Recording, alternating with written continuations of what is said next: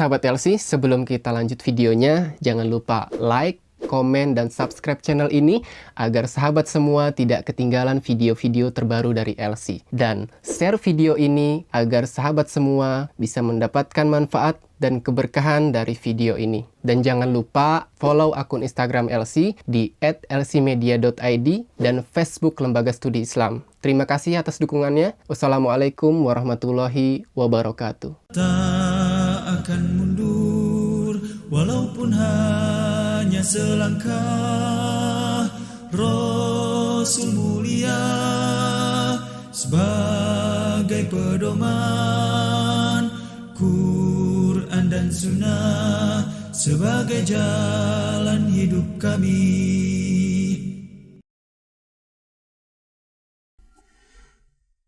Bismillahirrahmanirrahim. Assalamualaikum warahmatullahi wabarakatuh. Alhamdulillahilladzi arsala rasulahu bil huda wa dinil haq liyuzhirahu 'ala dini kullihi wa kafa billahi syahida. Asyhadu an la ilaha illallah wahdahu la syarikalah wa asyhadu anna Muhammadan 'abduhu wa rasuluh alladzi la nabiyya wa la rasula ba'dah. Allahumma salli wa sallim wa barik ala nabiyyina Muhammadin sallallahu alaihi wasallam wa ala alihi wa sahbihi wa man tabi'ahum bi ihsanin ila yaumil qiyamah summa amma ba'du. Kaum muslimin rahimakumullah, alhamdulillah, segala puji dan syukur kita panjatkan kehadirat Allah atas segala karunia dan nikmatnya yang begitu banyak sekali yang telah Allah anugerahkan kepada kita semua. Dan pada kesempatan yang berbahagia ini kita akan mencoba membahas satu pembahasan yang sangat penting sekali, yaitu tentang pengertian ibadah di dalam Islam. Nah, kaum muslimin rahimakumullah, sebagaimana kita tahu bahwa Allah Subhanahu wa taala yang telah menciptakan alam semesta ini, termasuk kita manusia, ya, bahkan makhluk-makhluk yang ada di sekitar kita, hewan-hewan, tumbuhan, bahkan mungkin ya jin dan yang sebagainya. Ini semua adalah ciptaan Allah Subhanahu wa taala. Allah Al-Khaliq. Allah zat yang maha menciptakan segala-galanya. Oleh karena itu, ya, dari dasar tersebut kita bisa mengetahui bahwa seluruh makhluk yang ada di alam semesta ini semuanya adalah hamba Allah Subhanahu wa taala. Ya, karena mereka diciptakan oleh Allah Subhanahu wa taala, maka mereka pun dikatakan sebagai hamba Allah Subhanahu wa taala. Dan dalam kehidupan di alam semesta ini, ya, seluruh makhluk yang ada ini dalam penghambaan kepada Allah Subhanahu wa taala terbagi menjadi 3 jenis penghambaan. Hal ini sebagaimana disebutkan oleh Syekh Muhammad bin Shalih Al-Utsaimin rahimahullah. Beliau menjelaskan bahwa penghambaan makhluk, ya, termasuk kita manusia ini, yang ada di alam semesta ini, yang ada di dunia ini terbagi menjadi 3 macam, ya, 3 bentuk.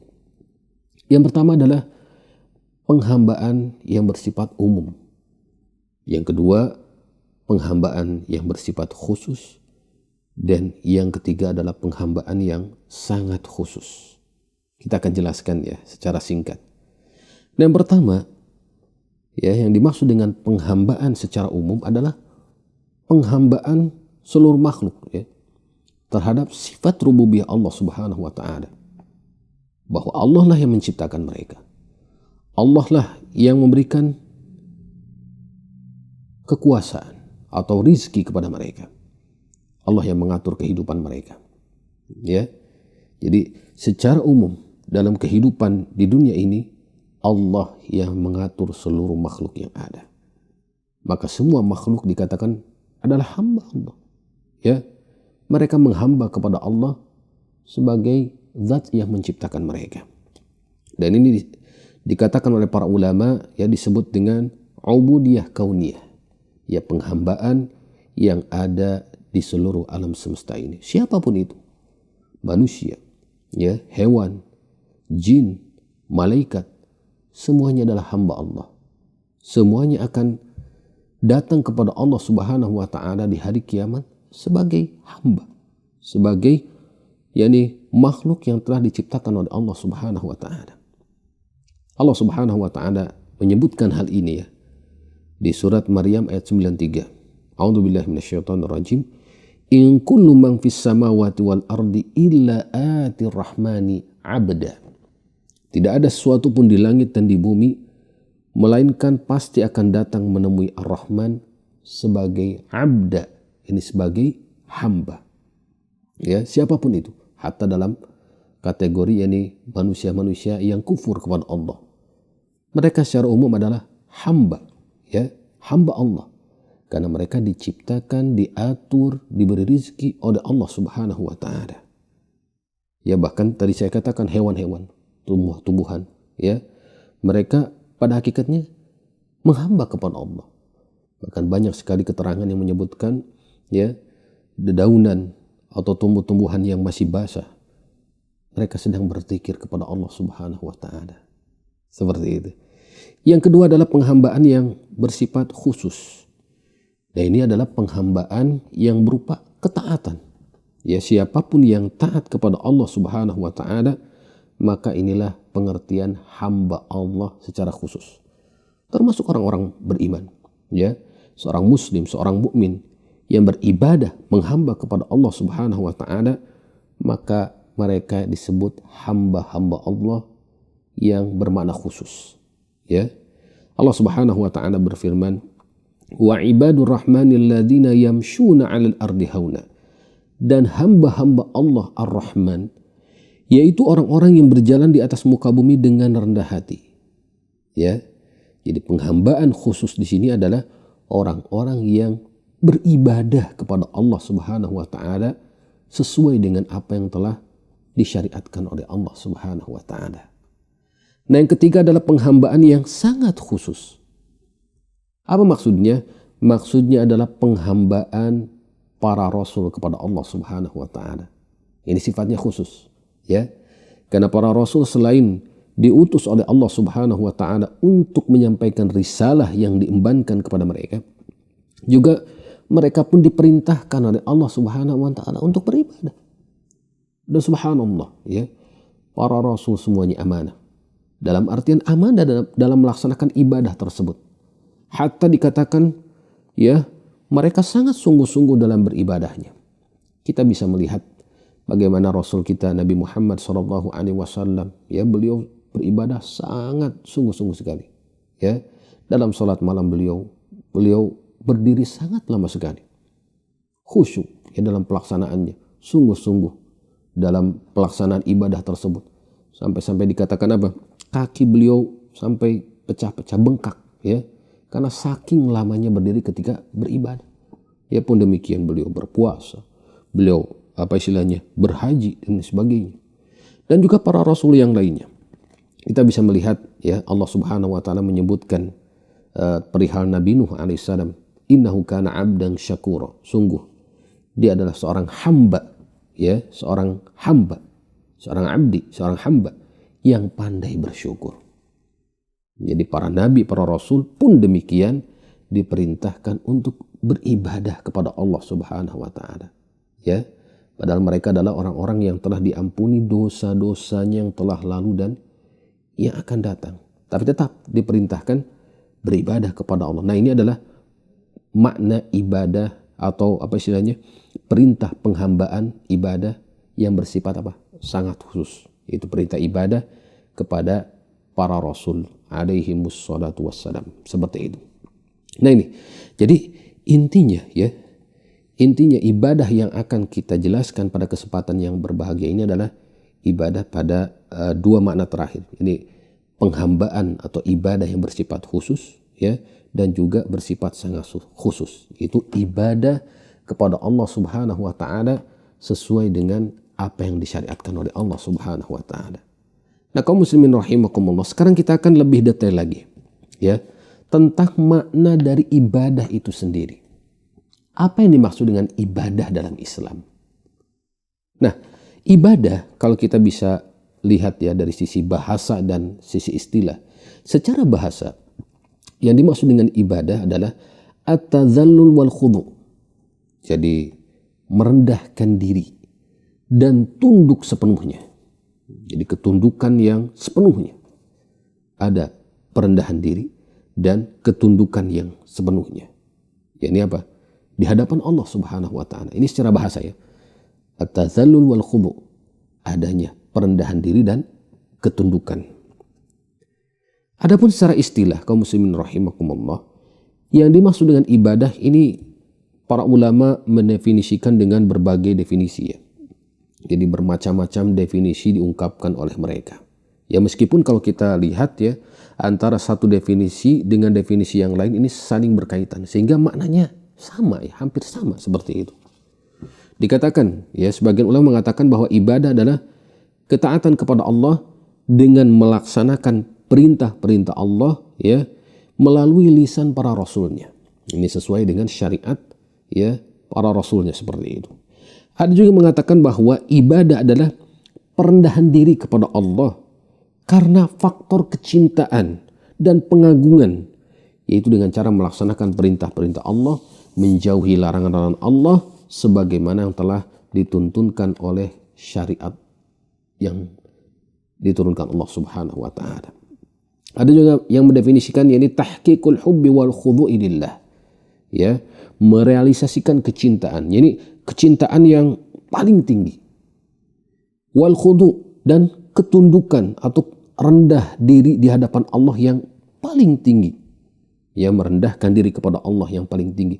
Kecintaan yang tinggi kepada Allah ya. Nah, ini adalah apa? Definisi dari ibadah itu sendiri. Ya.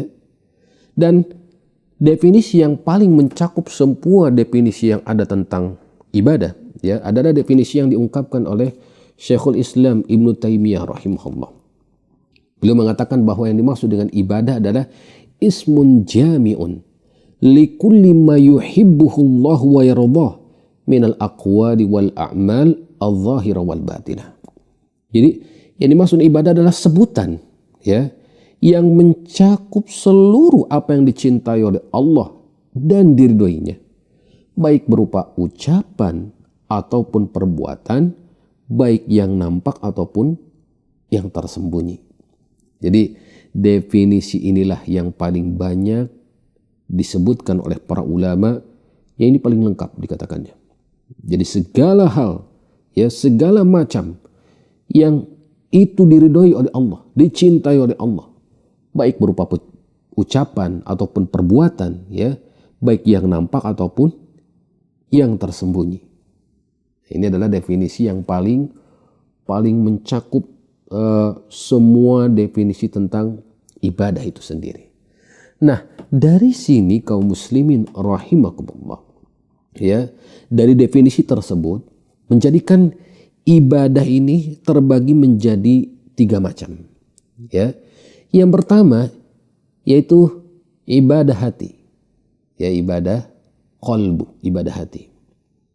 Di mana ibadah hati ini contohnya seperti rasa cinta kepada Allah, ya, rasa cinta kepada Rasulnya, cinta kepada kaum mukminin karena Allah, ya, cinta kepada ajaran-ajaran Islam, kemudian rasa takut kepada Allah, inabah, ini kembali taat, kembali taubat kepada Allah Subhanahu wa taala, ikhlas, ya, kemudian sabar dengan takdir Allah, ya, keputusan Allah, syukur atas nikmat-nikmat pemberian Allah, ridho, ya, tawakal, mengharapkan rahmat dari Allah, ya, takut akan siksaan Allah dan yang sebagainya yang berupa bentuk-bentuk yakni amalan hati. Maka ini adalah termasuk ibadah hati. Yang kedua dari definisi tadi ya, kita bisa mengambil faidah, yaitu apa? Ibadah lisan. Ya, banyak sekali ibadah lisan dalam kehidupan kita. Seperti berzikir, mengucapkan tasbih, tahmid, tahlil, ya, takbir, atau mengucapkan 2 kalimat syahadat, berdoa kepada Allah, ya, apalagi membaca Al-Quran dan yang sebagainya, membaca doa-doa dalam sholat, ya, bacaan-bacaan dalam sholat. Ini banyak sekali, ya, yang berupa ibadah lisan ini. Ini adalah bentuk Ibadah yang kedua ibadah lisan. Dan yang ketiga adalah ibadah anggota badan. Ya, banyak dalam kehidupan ini kita diperintahkan bentuk-bentuk ibadah yang dilakukan oleh anggota badan kita. Sholat, banyak gerakan-gerakannya ya, yang dilakukan oleh anggota badan. Puasa pun demikian, menunaikan zakat, ya berhaji, umroh, berbuat baik kepada kedua orang tua, kepada karib kerabat, memberi makan fakir miskin, menyantuni anak-anak yatim, ya, kemudian berbuat baik kepada tetangga dan sebagainya. Banyak sekali perbuatan-perbuatan ibadah yang dilakukan oleh anggota badan kita. Nah, 3 jenis inilah ya, ibadah hati, ibadah lisan, dan ibadah anggota badan yang menjadikan seorang hamba dikatakan betul-betul menghamba kepada Allah Subhanahu wa ta'ala. Nah, ibadah inilah yang menjadikan tujuan kita diciptakan di dunia ini. Jadi Allah Subhanahu wa ta'ala tidaklah menciptakan kita sia-sia begitu saja, dibiarkan begitu saja ya. Tapi apa? Allah menciptakan kita di dunia ini tujuannya untuk apa? Untuk menghamba kepada Allah Subhanahu wa ta'ala. Allah sediakan semua fasilitasnya. Oksigen, makanan, minuman, ya, berbagai buah-buahan, daging-dagingan, banyak sekali disediakan oleh Allah. Untuk apa tujuannya? Untuk mereka betul-betul ya tenang ketika mereka apa? Beribadah kepada Allah. Ketika mereka menghamba kepada Allah Subhanahu wa ta'ala. Kita sering mendengar dalil tentang hal tersebut ya, di surat Az-Zariyat ayat ke-56 Allah Subhanahu wa ta'ala berfirman, "Wa ma khalaqtul jinna wal insa illa liya'budun." Kata Allah, tidaklah aku menciptakan jin dan manusia kecuali hanya untuk beribadah kepada aku, kata Allah. Jadi tujuan kita diciptakan di dunia ini adalah untuk beribadah kepada Allah Subhanahu wa ta'ala. Kemudian di ayat setelahnya di surat Az-Zariyat 56, yakni ayat ke-57 ya. Ma uridu minhum min rizqi wa ma uridu ayut'imun. Innallaha war-razzaqu dzul quwwatil matin. Kata Allah, aku tidak menghendaki rezeki sedikit pun dari mereka. Aku tidak menghendaki supaya mereka memberi makan kepadaku. Sungguh Allah dialah Maha Pemberi rezeki yang mempunyai kekuatan lagi sangat kokoh. Jadi Allah memberitahukan kepada kita, Allah Maha Kaya. Allah tidak membutuhkan ibadah kita, ya. Akan tapi kitalah yang butuh kepada Allah Subhanahu wa ta'ala. Dengan apa? Dengan ibadah kita. Ya, barang siapa yang beribadah kepada Allah, Allah akan ridho kepada kita. Allah akan menyayangi kita. Ya, Allah akan memberikan rahmat kepada kita. Meridhoi kita, memasukkan kita ke dalam surga. Ya, sebaliknya, siapa yang tidak mau beribadah kepada Allah Subhanahu wa ta'ala, maka Allah tidak akan ridho kepadanya. Ya, artinya di akhirat dia akan menjadi orang yang merugi. Ya, dimasukkan ke dalam neraka. Nauzubillah min dzalik. Nah ini, tujuan kita diciptakan di dunia ini adalah untuk menghamba, untuk beribadah kepada Allah. Nah, kaum muslimin rahimakumullah, perlu diketahui bahwa para ulama menyebutkan ibadah itu harus berlandaskan 3 pilar pokok. Ya, tanpa 3 pilar ini maka tidak bisa dikatakan sebuah ibadah. Ya, apa 3 pilar tersebut? Yang pertama adalah adanya hub, adanya rasa cinta kepada Allah Subhanahu wa ta'ala. Kemudian yang kedua adalah adanya rasa khauf, rasa takut akan siksa Allah. Ya. Dan yang ketiga adalah adanya raja, adanya pengharapan rahmat Allah Subhanahu wa ta'ala. Inilah adanya kecintaan, adanya rasa takut, adanya pengharapan, ini harus ada pada suatu ibadah yang dilakukan oleh seorang hamba. Tanpa semua itu, maka akan sia-sia ibadahnya. Allah Subhanahu wa ta'ala menjelaskan dalam ayat-ayatnya, ya, salah satunya di surat Al-Maidah ayat ke-54. Yuhibbunahum wa yuhibbunah. Ya, Allah mencintai mereka dan mereka pun mencintai Allah. Jadi kecintaan ya yang sangat kepada Allah. Kemudian dalam ayat yang lain, walladzina amanu asyaddu hubbalillah. Dan orang-orang beriman, mereka sangat besar cintanya kepada Allah. Kecintaan kita kepada Allah ini harus besar sekali. Kemudian Allah berfirman, innahum kanu yusari'una fil khairat wa yad'unana raghaban wa rahaba wa kanu lana khashiin. Sungguh mereka adalah orang-orang yang selalu bersegera dalam mengerjakan amal kebaikan. Mereka berdoa kepada kami dengan penuh harap ya, harapan akan rahmat Allah, dan rasa cemas, ya, khawatir apa istilahnya, tidak dikabulkan oleh Allah dan sebagainya. Ada rasa kekhawatiran karena dosa-dosa mereka seperti itu. Dan juga ada harapan bahwa Allah apa istilahnya memberikan rahmat dan mengabulkan doa-doa mereka. Ya, dan mereka adalah orang-orang yang khusyuk kepada kami. Jadi seperti itu. Ibadah kita harus disertai dengan 3 hal ini. Kecintaan yang sangat kepada Allah, rasa takut akan siksaan Allah, dan juga rasa harap rahmat Allah Subhanahu wa taala. Karena sebagian ulama salaf mengatakan siapa yang beribadah kepada Allah dengan rasa cinta saja, maka dia adalah orang zindik, orang yang suka mempermainkan agama.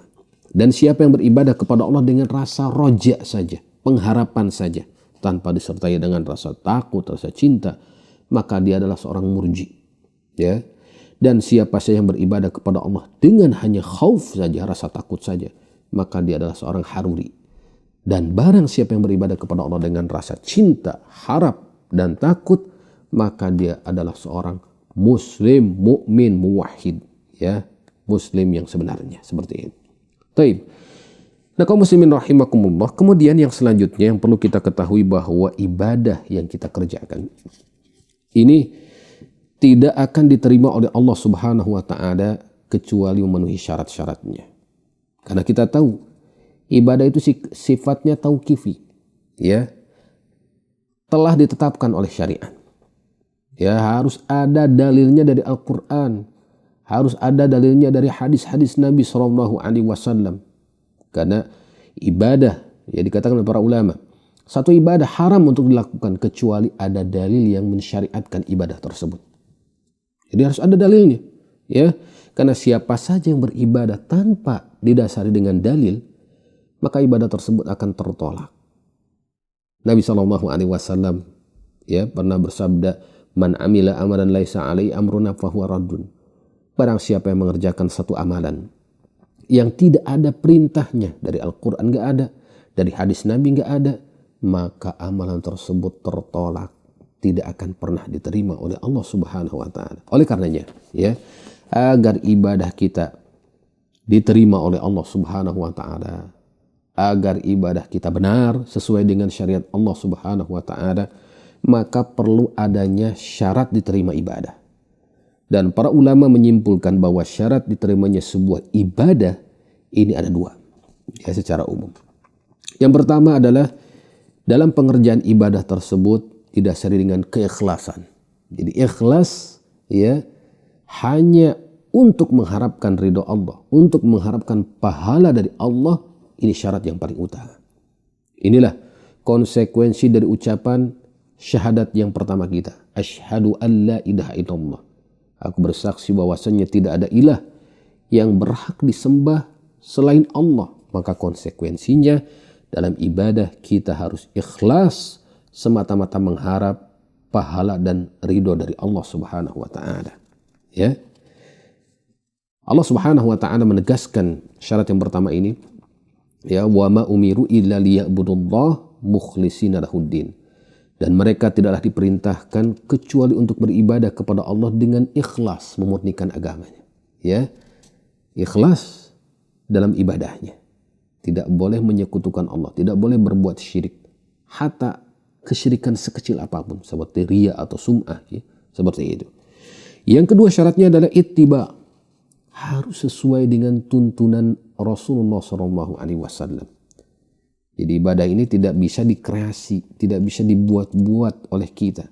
Harus ada tuntunannya, harus ada dalilnya dari sunnah Rasulullah SAW. Ya, harus ada dalilnya. Sebagaimana dalam masalah sholat, ya, Nabi SAW pernah menyebutkan, "Shallu kama ra'aitumuni usalli." Sholatlah kalian sebagaimana kalian melihatku sholat. Jadi sholat kita harus sesuai dengan tata cara sholatnya Nabi SAW. Pun demikian dengan puasa, zakat, ibadah haji, ibadah umrah, ibadah-ibadah lainnya harus sesuai dengan tuntunan Nabi SAW. Karena kalau tidak, maka sia-sialah ibadah kita. Jadi sekali lagi, inilah, ya, 2 syarat diterimanya ibadah seseorang: ikhlaskan Allah, dan yang kedua adalah ittiba, mengikuti tuntunan Rasulullah SAW.